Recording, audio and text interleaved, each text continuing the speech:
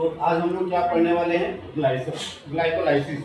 ठीक है, क्या पढ़ेंगे, ग्लाइकोलाइसिस। ठीक है, तो ग्लाइकोलाइसिस पढ़ने से पहले हमने सारा कुछ आपको इससे पहले वाला प्लांट कैसे ब्रीथ करता है वो सारा चीज हमने आपको बता दिया है। ठीक है, अब ग्लाइकोलाइसिस में क्या होगा, ध्यान से। एक ग्लाइकोलाइसिस जो है तीन साइंटिस्ट ने मिल करके ग्लाइकोलाइसिस थ्री साइंटिस्ट ने मिल करके क्या किया था, इसके स्टेप्स को डिस्क्राइब किया था। उसका नाम क्या है, इसको और नाम दे क्या बोलते हैं, ईएमपी पाथवे। क्या बोलते हैं, ईएमपी पाथवे। ईएमपी पाथवे का मतलब क्या हो गया, ई फॉर इनवेडेन, इनवेडेन, एम से mayor, mayor of furnace pathway बोलते हैं। ठीक है, तीन साइंटिस्ट था और तीनों ने मिलकर के क्या किया था, ग्लाइकोलाइसिस के स्टेप को डिस्क्राइब किया था। वो इसलिए इसको ग्लाइकोलाइसिस के अलावा ईएमपी पाथवे बोलते हैं। ईएमपी के मतलब ई फॉर इनवेडेन, एम फॉर मेयरहॉफ और पी फॉर परनास पाथवे। तीन अलग अलग साइंटिस्ट, समझ में आया ना, क्या है, तीन अलग अलग साइंटिस्ट। तो glycolysis also called EMP pathway. ठीक है, तो ग्लाइकोलाइसिस का मतलब यहाँ क्या होगा, ग्लाइकोज का मतलब क्या होता है, ध्यान से। ग्लाइकोज, ग्लाइकोज का मतलब क्या होता है, यहाँ पे क्या है, ग्लूकोज। क्या है, ग्लूकोज। ठीक है, और लाइसिस का मतलब क्या होता है, लाइसिस का मतलब क्या होता है, फोटोलाइसिस बताया था। तो लाइसिस का मतलब क्या हो जाएगा यहाँ पे, स्प्लिटिंग। क्या हो जाएगा, स्प्लिटिंग, है ना। यहाँ पे किसकी लाइसिस करेंगे, किसको तोड़ेंगे, ग्लूकोज। किसको तोड़ेंगे, ग्लूकोज। ग्लूकोज को लाइसिस करने की प्रोसेस को ही क्या बोलेंगे, ग्लाइकोलाइसिस। ठीक है, इसको डिफाइन कैसे करोगे, इसको डिफाइन कैसे करोगे, देखो क्या लिखोगे, द ब्रेकडाउन ऑफ इसको ग्लूकोज टू फॉर्म क्या, pyruvic acid, to form pyruvic acid is called glycolysis. ठीक ना, क्या होता है, कैसे डिफाइन करोगे, कैसे डिफाइन करना है, ब्रेकडाउन ऑफ या splitting of glucose to form क्या बनाएंगे, पायरुवेट या पायरुविक एसिड, दोनों सेम ही है। ठीक है, पायरुविक एसिड बोलो या पायरुवेट बोलो। ठीक ना, इन द प्रेजेंस ऑफ क्या, एंजाइम। इसमें क्या इन्वॉल्व होगा, एंजाइम्स इन्वॉल्व होगा। क्लियर, ठीक ना। क्या करने वाले हम लोग, ग्लूकोज को ब्रेक डाउन करने वाले हैं। ठीक है, जिससे हमें क्या मिलेगा, एटीपी मिलेगा। ठीक है, तो ग्लाइकोलाइसिस में हम क्या करते हैं, एनर्जी फॉर्मेशन करते हैं। किसमें, इन रेस्पिरेशन में। ठीक ना, क्या करेंगे इसमें, एनर्जी फॉर्मेशन करते हैं, एनर्जी फॉर्मेशन करते हैं इसमें, इन रेस्पिरेशन में। इसमें इन रेस्पिरेशन एनर्जी बनाते हैं। क्या बनाते हैं, एनर्जी बनाते हैं। क्या बनाएंगे, एनर्जी बनाएंगे। कैसे बनाएंगे, जैसे मान लो एक एग्जांपल से लेते हैं। जैसे आपने पहले नाम तो सुना ही है, एडीपी। क्या नाम सुना है, एडीपी। एडीपी इसका नाम क्या है, एडिनोसिन डाइफॉस्फेट। क्या नाम है, एडिनोसिन डाइफॉस्फेट। इसके साथ क्या जोड़ते हैं, इनऑर्गेनिक फॉस्फेट। क्या जोड़ते हैं, इनऑर्गेनिक फॉस्फेट। इसके बॉन्ड को जोड़ने के लिए हमें क्या देना पड़ेगा, एनर्जी देना पड़ेगा। क्या देना पड़ेगा, एनर्जी देना पड़ेगा। यानी कि एडीपी के साथ ये फॉस्फेट को जोड़ने के लिए हमें क्या देना पड़ेगा, एनर्जी देना पड़ेगा। तब जाकर क्या बनेगा, तब क्या बनेगा, एटीपी बनेगा। और साथ में क्या बनेगा, वाटर बनेगा। साथ में क्या बनेगा, वाटर बनेगा। तो ये जो एनर्जी है ये इसको मिल जाएगा, इसको मिलेगा एडीपी और आईपी के बीच में।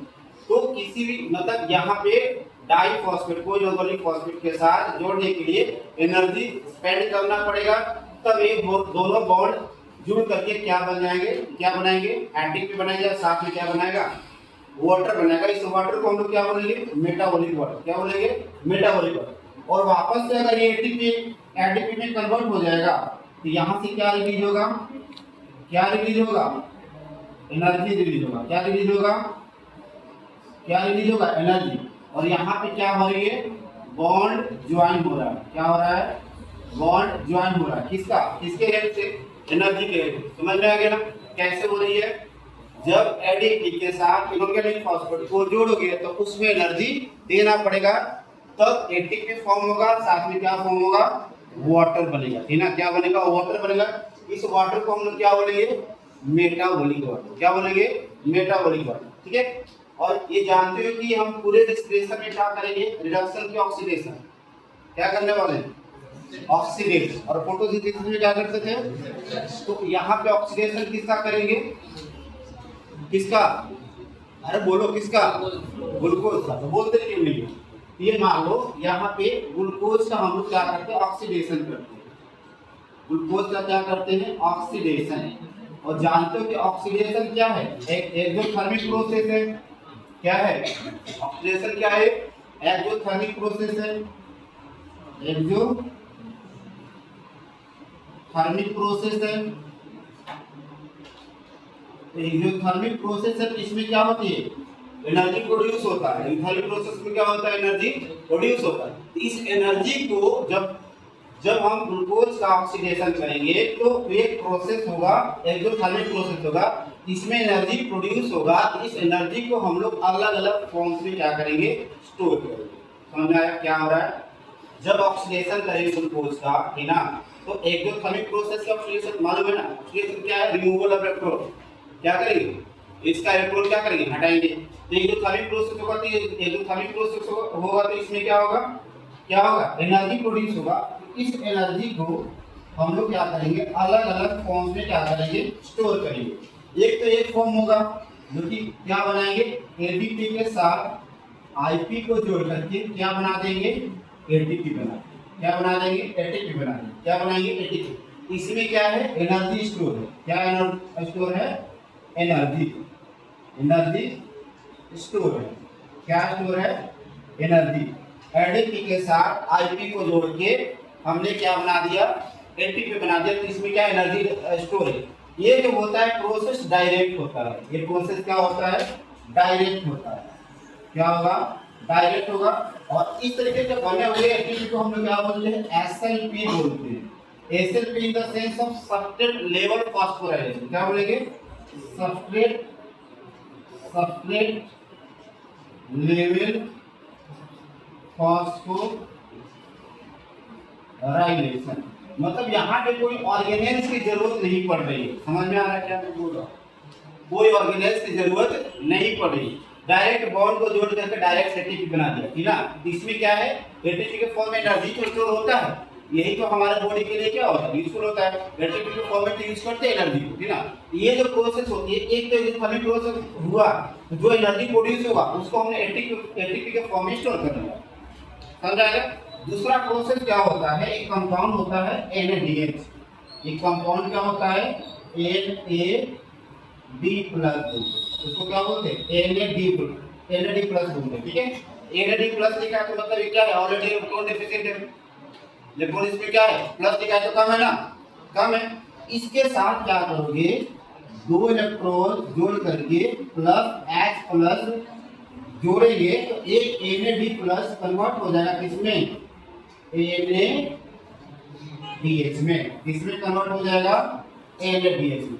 अब क्या है कि इसका इलेक्ट्रॉन जो हमने दिया NAD+ को दिया, अब इसमें क्या है, क्या स्टोर है, एनर्जी स्टोर नहीं है। क्या स्टोर होगा, इलेक्ट्रॉन स्टोर होगा। क्या स्टोर होगा, इसमें इलेक्ट्रॉन स्टोर होगा। क्या स्टोर है यहाँ पे, इलेक्ट्रॉन स्टोर है। फिर से समझो, रिपीट करता हूँ।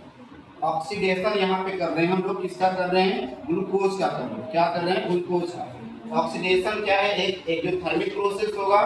तो जब एक्सोथर्मिक प्रोसेस होगा तो वहाँ पे एनर्जी प्रोड्यूस होगा। उस एनर्जी को हम लोग अलग अलग फॉर्म से क्या करेंगे, स्टोर करेंगे। पहला जो है एडीपी और आईपी के साथ जोड़ करके हम लोग क्या बना देंगे, एटीपी बना देंगे। यहाँ पे डायरेक्ट एटीपी बनती है, जिसको हम लोग क्या बोलते हैं, एसएलपी। एसएलपी का पूरा नाम क्या है, सबस्ट्रेट लेवल फॉस्फोराइलेशन, यानी कि डायरेक्ट बनता है। और एक कंपाउंड होता है NAD+, मतलब NAD+ यहाँ पे एक इलेक्ट्रॉन डिफिशिएंट है, मतलब इसको दो इलेक्ट्रॉन दे करके H+, प्रोटॉन को जोड़ करके क्या बना देंगे हम, NADH बना देंगे। ये जो बनता है क्या बनता है, इनडायरेक्ट बनता है। क्या बनता है, इनडायरेक्ट बनता है। और यहाँ पे NaDH में क्या स्टोर है, यहाँ पे क्या स्टोर हो जाएगा, इलेक्ट्रॉन। क्या स्टोर हो जाएगा, इसमें क्या स्टोर है, इलेक्ट्रॉन स्टोर है। यहाँ पे एनर्जी स्टोर नहीं है, क्या स्टोर है, इलेक्ट्रॉन स्टोर। अब इस NaDH को हम लोग क्या करेंगे, ऐसे मशीन में डालेंगे। क्या करेंगे, ऐसे मशीन में डालेंगे जहां पे NaDH को कन्वर्ट करेंगे किसमें, ATP में। और वो मशीन कौन सी है, कौन सी, माइटोकॉन्ड्रिया। तो यहाँ पे NaDH को हम कहाँ लेके जाएंगे, कहाँ लेके जाएंगे, माइटोकॉन्ड्रिया। कहाँ लेके जाएंगे, माइटोकॉन्ड्रिया। मतलब ये है ना कि मतलब NaDH क्या है, उसमें क्या है, इलेक्ट्रॉन स्टोर है। उसको जब माइटोकॉन्ड्रिया के अंदर डालेंगे तो क्या हो जाएगा, क्या हो जाएगा, NaDH को कन्वर्ट कर देगा किसमें, ATP के फॉर्म में। समझ में आया कि नहीं। और एक NaDH से कितना ATP बनेगा, 3। कितना बनेगा, 3, ठीक ना। तो ये क्या होता है, इनडायरेक्ट होता है। ये क्या होता है, इनडायरेक्ट होता है। जैसे मतलब एक चलो एक एग्जांपल लेते हैं, ध्यान सुनो। कोई कंपाउंड क्या है, A है, कोई कंपाउंड क्या है, A है, और इसके साथ Na+D+ तुम जोड़ते हो तो क्या बना देगा, कंपाउंड B बना, और क्या बना, NaDH बना। ये क्या हो गया, NaDH बना। तो ये क्या हो गया कि ये से जो B बना उसको हम लोग क्या बोलेंगे, ऑक्सीडेशन। क्या बोलेंगे, ऑक्सीडेशन। और Na+D+ से NaDH में कन्वर्ट हुआ, इसको हम लोग क्या बोलेंगे, रिडक्शन बोलेंगे। क्या बोलेंगे, रिडक्शन। और इस NaDH में क्या स्टोर है, अभी हमने बताया क्या स्टोर है, इलेक्ट्रॉन स्टोर है। क्या स्टोर है, इलेक्ट्रॉन स्टोर है, ठीक है। इलेक्ट्रॉन स्टोर है मतलब ये डायरेक्ट ATP नहीं बना रहा है, ठीक ना। डायरेक्ट ATP, इसको हम लोग कहाँ लेके जाएंगे, NaDH को कहाँ लेके जाएंगे, किसमें लेके जाएंगे, एक ऐसा ऑर्गेनेल्स मालूम है आपको, एक ऐसा ऑर्गेनेल्स मालूम है जिसको हम लोग क्या बोलते हैं, माइटोकॉन्ड्रिया बोलते हैं। क्या बोलते हैं, माइटोकॉन्ड्रिया। और माइटोकॉन्ड्रिया में क्या चलता है, इसके मेम्ब्रेन पे क्या होता है, इस तरीके से TTH चलता है। क्या चलता है, TTH चलता है। और इसको NaDH को यहाँ पे हम लोग क्या करेंगे, ऑक्सीडाइज करेंगे। क्या करेंगे, ऑक्सीडाइज करेंगे, ठीक ना। यहाँ पे क्या करेंगे, ऑक्सीडाइज करेंगे, किसके अंदर, माइटोकॉन्ड्रिया। मतलब हो क्या रहा है, जैसे मान लो जैसे कि ग्लूकोज का ऑक्सीडेशन हो रहा है तो वहां पे एक तो डायरेक्ट ATP बन रहा है, डायरेक्ट बना मतलब जिसमें कोई ऑर्गेनेल्स इन्वॉल्व नहीं है, ठीक ना। क्या है, कोई भी ऑर्गेनेल्स इन्वॉल्व नहीं है। दूसरा क्या बन रहा है, NaDH बन रहा है। NaDH में क्या है, इलेक्ट्रॉन स्टोर। जैसे क्या होगा, जैसे मान लो एक चुनाव के टाइम में एक नेता का वो वायरल हुआ था ना, इधर से क्या करो, इधर से आलू डालो, उधर से सोना निकलेगा। मालूम है क्या है, सुना वाला। तो ये क्या है ना, इधर से माइटोकॉन्ड्रिया के अंदर इधर से हम क्या डालेंगे, NaDH डालेंगे, और बाहर से फिर बन के क्या निकलेगा, ATP बन के निकलेगा। समझ में आएगा ना, उस तरीके से हो रही है, ठीक है। अब देखो, अब क्या है कि ग्लाइकोलाइसिस का स्टेप क्या होगा, कि ना ग्लाइकोलाइसिस में पहले तो अपना डिटेल्स देख लेते हैं। ग्लाइकोलाइसिस का डिटेल्स ऑफ ग्लाइकोलाइसिस, ठीक है। अब ये बताओ कि ग्लाइकोलाइसिस कहाँ होता है, कौन सी सेल में होगा, दोनों सेल में होगा। It occur in both prokaryotic and eukaryotic cell, है ना, दोनों सेल में होता है। ग्लाइकोलाइसिस कहाँ होगा, प्रोकैरियोटिक सेल में भी होगा और यूकैरियोटिक सेल में भी होगा, लेकिन उस सेल में कहाँ होगा, कहाँ होती है ग्लाइकोलाइसिस, मालूम है, लोकेशन कहाँ होगी, साइटोप्लाज्म में। इसकी लोकेशन क्या हो जाएगा, साइटोप्लाज्म। दोनों के साइटोप्लाज्म, या प्रोकैरियोटिक का हो या यूकैरियोटिक का हो। समझ आ गया। तो ये ग्लाइकोलाइसिस में जो ग्लूकोज होता है ना, ग्लूकोज का हम लोग क्या करते हैं, पार्शियल ऑक्सीडेशन होता है। क्या होता है ग्लूकोज का? पार्शियल। क्या होगा? कंप्लीट ऑक्सीडेशन नहीं होता। क्या होता है? पार्शियल ऑक्सीडेशन होता है। पार्शियल ऑक्सीडेशन होता है मतलब कोई भी CO2 इसमें नहीं फॉर्म होगा। जब ग्लाइकोलाइसिस होगा तो उसमें कोई भी CO2 फॉर्म नहीं होगा, मतलब CO2 का बर्निंग नहीं होगा। क्योंकि ग्लूकोज में कितने कार्बन है? 6 कार्बन। कितने कार्बन? 6 कार्बन। लेकिन ग्लाइकोलाइसिस में एक भी ग्लूकोज फॉर्म सॉरी एक भी CO2 बर्न नहीं होगा, मतलब एक भी CO2 का ऑक्सीडेशन नहीं होगा। इसलिए तो हम लोग क्या बोलेंगे? Partial oxidation. और पार्शियल ऑक्सीडेशन का मतलब क्या हो गया? No CO2 form. CO2 form नहीं होगा। क्या फॉर्म होगा? क्या फॉर्म होगा? फाइनली हम लोग क्या बनाएंगे? पाइरूवेट बनाएंगे। क्या बनाएंगे? पाइरूवेट बनाएंगे। यानी कि पाइरूवेट कैसे बनाएंगे? कितना बनाएंगे? 2 बनाएंगे आगे चल के, ठीक ना। और फाइनली इसमें क्या बनेगा? ATP बनेगा। और क्या बनेगा? NADH बनेगा। ATP बनेगा और क्या बनेगा? NADH बनेगा। और ग्लाइकोलाइसिस कहाँ नहीं होगा? बताओ कहाँ नहीं होगा? ग्लाइकोलाइसिस कहाँ नहीं होगा? किस टाइप के सेल्स में नहीं होगा? प्रोकैरियोटिक में तो लिखा ही है रे, जिसके पास कंप्लीट सेल नहीं है। कहाँ? ठीक ना। Glycolysis not occur in virus. क्यों? वायरस क्या है? इंट्रासेलुलर पैरासाइट है। Virus is not a complete cell, it depend on the host cell के ऊपर, ठीक ना। एनर्जी के लिए किसके ऊपर डिपेंडेंट है? होस्ट सेल के ऊपर, ठीक ना। इसीलिए इसमें क्या होगा? ग्लाइकोलाइसिस नहीं होगी। अब ये भी देखो, जब ग्लाइकोलाइसिस होता है तो हमने क्या बनाया है? सेल बनाया है। जानते हो ग्लाइकोलाइसिस कहाँ होता है? सेल में होता है। और एक तरीके का क्या है? सेलुलर प्रोसेस है। क्या है? सेलुलर प्रोसेस है। इसमें क्या होगा? ध्यान से देखो, ग्लाइकोलाइसिस में क्या होगा? ये जो ग्लूकोज है इससे फाइनली हम लोग क्या बनाएंगे? 2 पाइरूवेट बनाएंगे। क्या बनाएंगे? 2 पाइरूवेट बनाएंगे, बरोबर ना। क्या बनाएंगे? 2 पाइरूवेट बनाएंगे, ठीक है। ये बात नहीं, ठीक है। क्या बनाएंगे? 2 पाइरूवेट। ये ग्लूकोज कितने कार्बन का है? 6 कार्बन का है, ठीक है। कितना कार्बन का है? 6 कार्बन का है। तो ये जो ग्लाइकोलाइसिस होगा, ध्यान से सुनो, ये जो ग्लाइकोलाइसिस होगा इसमें टोटल कितने स्टेप होंगे? 10, ठीक ना। टोटल क्या होगा? 10 स्टेप्स होंगे। और 10 ही क्या रहेगा? यहाँ पे रिएक्शन होगा।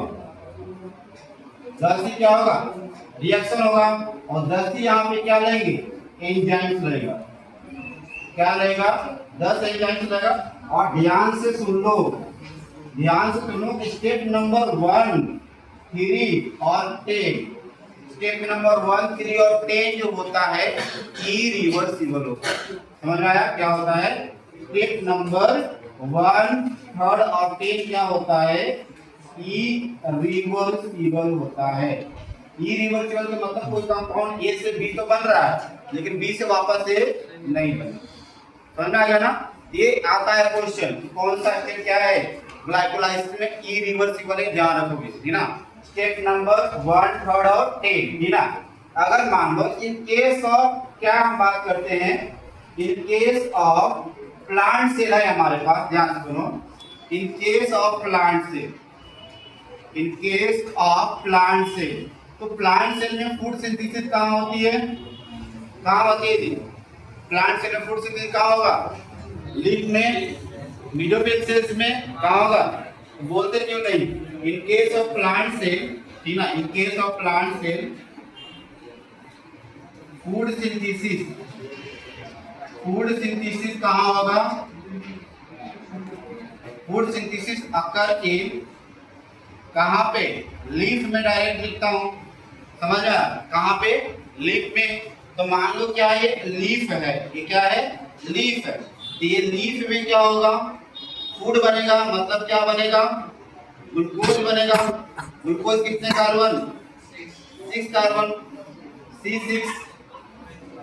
C6 H12O6। अब ये क्या है, ये ट्रांसपोर्ट करेगा, कहाँ ट्रांसपोर्ट करेगा, कहाँ पे ट्रांसपोर्ट करेगा, कहाँ पे खाना नहीं बनता है, कहाँ पे खाना नहीं बनता है, अरे कहाँ पे खाना नहीं बनता है, प्लांट। हाँ, ये क्या हो गया, रूट सेल हो गया।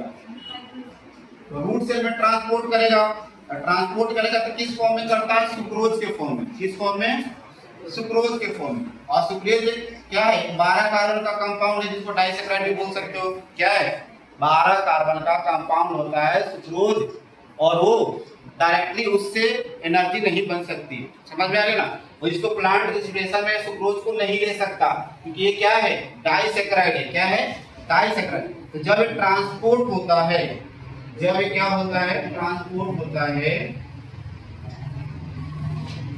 जब ट्रांसपोर्ट होता है प्लांट में, तो क्या होगा, ध्यान से सुनो इधर, क्या होगा, ये जब ट्रांसपोर्ट होगा, यहाँ पे एक अलग एंजाइम्स काम करेगा।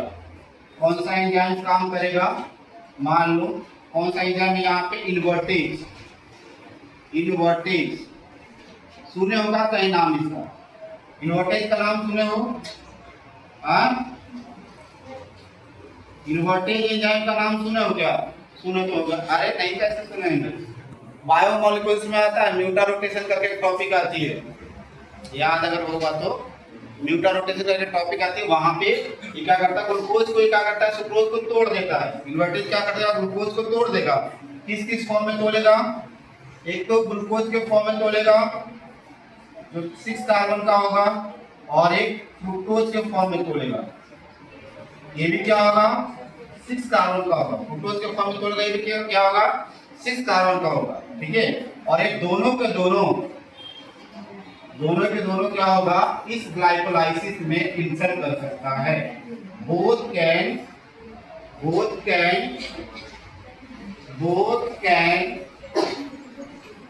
इंटर इन ग्लाइकोलाइसिस। समझ में आया क्या, ये दोनों के दोनों कहाँ एंटर करेगा, इस सेल के अंदर। ये ग्लाइकोलाइसिस का सेल, ग्लाइकोलाइसिस जहाँ पे साइटोप्लाज्म में चल रही है। ये ग्लूकोज के फॉर्म में क्या हो गया, टूट गया।